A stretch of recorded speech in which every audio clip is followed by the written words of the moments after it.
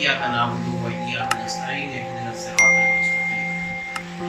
मुअज़्ज़ज़ सामीईन और नाज़रीन, अस्सलाम वालेकुम। आप देख रहे हैं यूट्यूब चैनल और मैं अस्करी न्यूज़ के प्लेटफॉर्म से प्रोग्राम लाइव सोल का मेज़बान हिदायतुल्लाह आपसे मुखातिब हूँ। आज 6 दिन के बाद 7वें दिन शाम को कुछ वक्त आपसे लेना चाहता हूँ। पिछले दिनों एक अजीज की तरफ मेरा जाना हुआ। उसके डेरे पर एक बुजुर्ग से मेरी मुलाकात हुई और वहाँ उनसे हाल अहवाल लेने के बाद वो मेरे ज़्यादा उनसे जान पहचान नहीं थी, सिर्फ नाम की हद तक मैं जानता था। और उसके बाद उनसे जब मेरी हाल अहवाल लिया तो मज़ीद जान पहचान बढ़ती चली गई।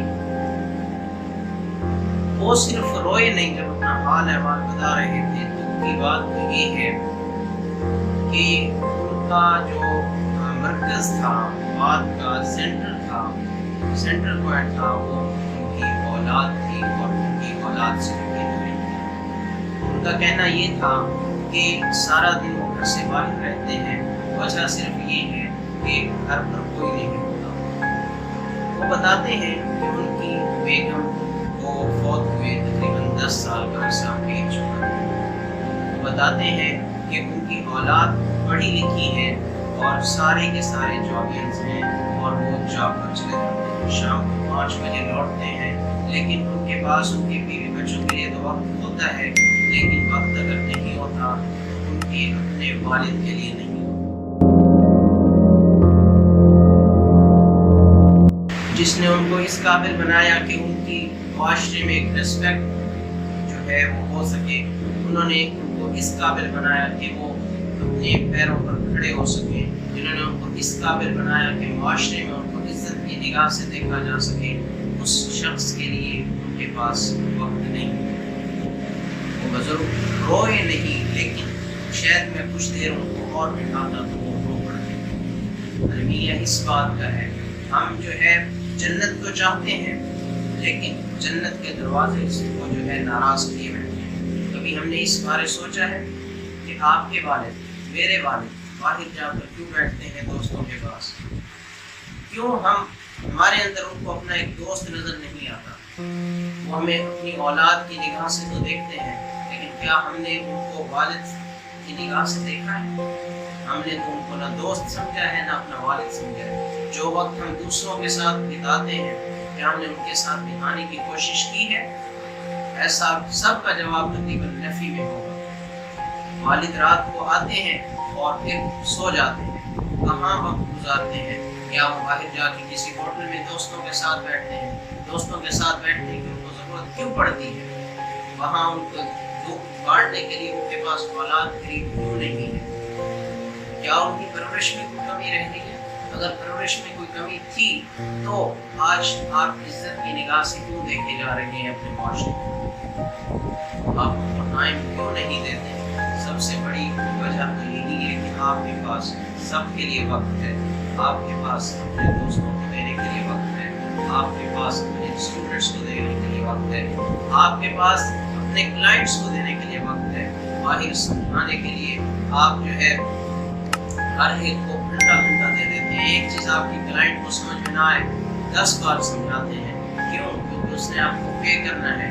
आपके वालिद को एक बार कही भी बात अगर समझ में नहीं आती, उसकी इतनी जुर्रत नहीं है कि वो दोबारा आपसे बात पूछ सके। मैं पुराने एक आयत पढ़ रहा था, जिसमें अल्लाह ताला फरमाते हैं कि हम इंसान को बचपन से बड़ा और जो है जवानी से बुढ़ापे की तरफ, और जब वो बुढ़ापे की तरफ मूव करता है, उसकी अकल को हम बचपने में डाल देते हैं। क्योंकि उसकी अकल ऐसी हो जाती है कि उसकी हरकतें, उसकी बातें बच्चों की तरह सी हो जाती हैं। वो जिद भी बच्चों की तरह से करने लग जाता है। आज हमारे वालिद एक बात दोहराने को कहें तो हम उनसे उलझ पड़ते हैं। हमारा लहजा बता रहा होता है कि एक दफ़ा और उन्होंने पूछा तो शायद हम मारने पर उतर आएंगे। क्या आपने कभी सोचा है कि जब आपका बचपन होता था, जब आप छोटे होते थे, जब मैं छोटा होता था, including me, not only you, कि जब हमारा बचपन होता था हम एक बात बार बार पूछते थे तो वो बार बार बताया करते थे। آپ کا بیٹا، آپ کا بیٹا، آپ کی بیٹی اگر ایک بات آپ سے دوبارہ پوچھتی ہے، آپ بار بار دہراتے چلے جاتے ہیں، لیکن والد کے کیس میں آپ کا لہجہ کیوں بدل جاتا ہے؟ کیا اس والد کے آنسوؤں کو آپ نے دیکھا ہے جو رات کو سوتے ہوئے تکیے کو بھگوتے ہوئے چلے جاتے ہیں؟ وہ آنسو دوبارہ نہ بہائیے۔ مقافات عمل بھی ایک لفظ ہے ڈکشنری میں، جو آنے والی زندگی میں جب آپ بزرگی کو پہنچیں گے، آپ کی اولاد بڑی ہو جائے گی، آپ کی اولاد جابینس ہو جائے گی، آپ کی اولاد کے پاس ہر کسی کو دینے کے لیے وقت ہوگا، لیکن آپ کو دینے کے لیے وقت نہیں ہوگا۔ آپ بولتے ہوئے ان سے ڈریں گے کہیں ہمارے بچے ہم سے ناراض نہ ہو جائیں۔ والد کے لیے ایک کیبن فکس ہے، ایک کمرہ فکس ہے کہ ابا ادھر ہی رہیں گے۔ کیوں ادھر ہی کیوں رہیں گے؟ کیا بچپن میں انہوں نے آپ کے لیے کمرہ فکس کیا تھا کہ ہمارا بچہ بیمار رہتا ہے، یہ خود ہی اپنے بلبوتے پہ رہے گا؟ جب انہوں نے آپ کا کمرہ فکس نہیں کیا تھا تو آپ ان کا کمرہ فکس کیوں کر رہے ہیں؟ ان کو اپنے سے الگ کیوں کر رہے ہیں؟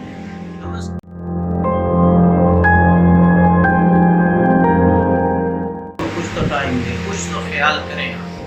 آپ یقین کریں، مجھے ہونا آیا کہ ان کی بات سن کر کہ ان کے بچوں کے پاس، اور ماشاءاللہ بچوں کو میں جانتا ہوں پڑھے لکھے ہیں، جابینس ہیں، لیکن وہ ان سے دور ہیں، اور والد کو اتنی ضرورت نہیں ہوتی کہ ان سے پوچھے کہ بیٹا کیسے ہیں۔ ایک بیٹے سے وہ بتا رہے تھے کہ میں نے اپنے بیٹے سے پوچھا کہ بیٹا کیسے ہیں، ٹھیک ہے؟ ایک دفعہ انہوں نے مجھے بتا دیا، جب دوسری دفعہ میں نے ان سے پوچھا بیٹا حال چال کیسے، زندگی آپ کی کیسی جا رہی ہے، جاب کیسی جا رہی ہے، وہ کہنے لگے کہ ابا جب جاب میں کوئی مسئلہ ہوگا اور آپ سے جڑا ہوا ہوگا، آپ حل کر سکتے ہو تو میں آپ کو بتا دوں گا۔ جب آپ کی سمجھ میں ایک بات نہیں ہے کہ آپ جب یہ فیلڈ نہیں ہے تو آپ بار بار مجھ سے کیوں پوچھتے ہیں؟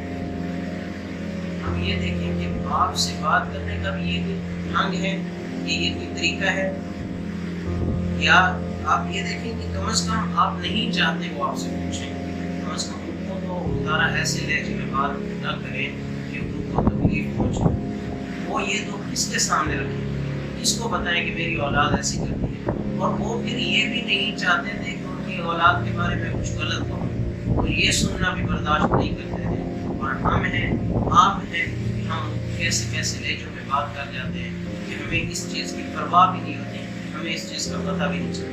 میں ایک تحریر پڑھ رہا تھا، اس میں ایک شخص لکھتا ہے، کہتا ہے کہ میں جاب سے واپس لوٹا، ابا سوئے ہوئے تھے، ابا نے مجھ سے نوکری کا، جاب کے حوالے سے، کچھ دن کی ڈیوٹی کے حوالے سے پوچھا، میں نے جواب ان کو بتا دیا۔ ابا نے کہا کہ بیٹا میری ٹانگیں دبا دو، میری ٹانگیں بہت دکھ رہی ہیں، تو میں یہ کہتے ہوئے چل دیا کہ ابا آج مجھے تھکاوٹ ہوئی ہے، میں انشاءاللہ کل آپ کو دوں گا۔ اب انہوں نے کوئی غلط لہجہ استعمال نہیں کیا، احتراماً بتا دیا۔ کہتے ہیں میں نے احتراماً ہی بتایا کہ ابا میری طبیعت ٹھیک نہیں ہے، تھکاوٹ ہوئی ہے، میں کل آپ کی ٹانگیں دبا دوں گا۔ وہ چل پڑے، اپنے کمرے میں گئے، بیٹا پڑھ رہا تھا، تو کہتے ہیں کہ میں نے بیٹے کو کوئی کام بتایا تو بیٹے نے کہا ابا میں پڑھ رہا ہوں، میں بعد میں کام کر دوں گا۔ کہتے ہیں مجھے اتنا غصہ آیا، میں نے اٹھ کر اس کو 2 تھپڑ لگا دیے۔ اچانک مجھے خیال آیا کہ بیٹے نے بھی تو اسی لہجے میں جواب دیا جس لہجے میں نے ابا کو جواب دیا تھا۔ فرق صرف یہ ہے کہ ابا مجھے مار نہیں سکتے تھے، میں بیٹے کو مار سکتا تھا، میں نے اپنا غصہ نکال دیا۔ اگر ابا اس وقت مجھے نہیں مار سکتے، اس کا یہ مطلب تو نہیں ہے کہ میں اس کا ناجائز فائدہ اٹھاؤں۔ آج بیٹا آپ کے سامنے انکار کر رہا ہے تو آپ کو اتنا غصہ آ رہا ہے، کل کو بڑا ہو کر جب وہ انڈیپینڈنٹ ہو جائے گا تو سوچیں اسی لہجے میں آپ کو جواب دے گا، آپ کا کیا گزرے گا۔ یہ اس وقت آپ کو سمجھ میں آئے گا جب آپ اس سٹیج پر ہوں گے، جب آپ کے بچے بڑے ہو جائیں گے، جابینس ہو جائیں گے، انڈیپینڈنٹ ہو جائیں گے، تب آپ کو اس بات کی سمجھ آئے گی۔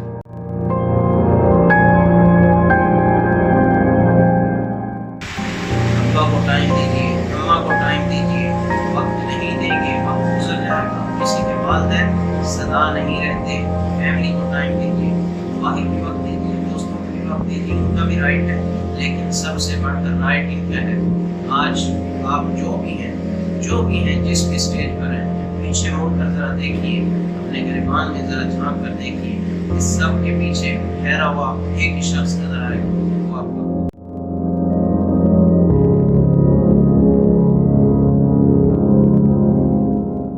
ہوگا۔ آپ جتنے بھی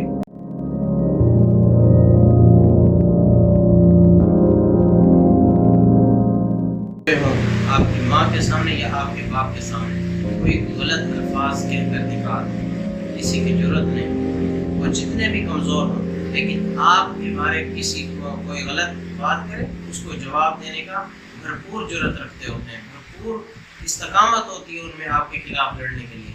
لیکن جب آپ کی وجہ سے ٹوٹتے ہیں، اولاد کی وجہ سے والدین ٹوٹتے ہیں، تو کیا ہوتا ہے، وہ ٹوٹ کر بکھر جاتے ہیں، پھر وہ کسی قابل نہیں رہتے. اس چیز کو سمجھیے، ایسا نہ ہو کہ وہ ٹوٹ کر بکھر جائیں اور بکھرتے بکھرتے قبر کی دہلیز پار کر جائیں. اس کے بعد آپ کے پاس رونے کے علاوہ اور پچھتانے کے علاوہ کوئی نہیں ہوگا.